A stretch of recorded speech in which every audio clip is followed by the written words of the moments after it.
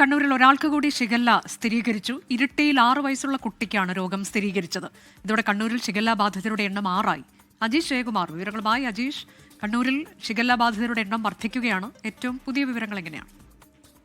ഇരിട്ടി നഗരസഭ 1-ാം വാർഡിലുള്ള 6 വയസ്സുള്ള കുട്ടിക്കാണ് ഇപ്പോൾ ഷിഗല്ല സ്ഥിരീകരിച്ചിരിക്കുന്നത്. കുട്ടിയെ ഇപ്പോൾ മട്ടന്നൂരിലെ സർക്കാർ ആശുപത്രിയിൽ പ്രവേശിപ്പിച്ചിരിക്കുകയാണ്. ആരോഗ്യനില ഗുരുതരമല്ല എന്നുള്ളതാണ് ലഭിക്കുന്ന വിവരം. പാലോട്ടുപള്ളി സ്കൂളിലെ വിദ്യാർത്ഥി കൂടിയാണ് ഈ 6 വയസ്സുകാരി.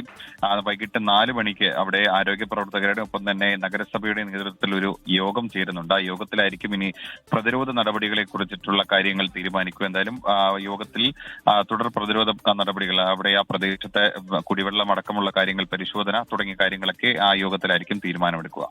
കണ്ണൂരിൽ ഒരാൾക്ക് കൂടി ഷിഗല്ല സ്ഥിരീകരിച്ചു.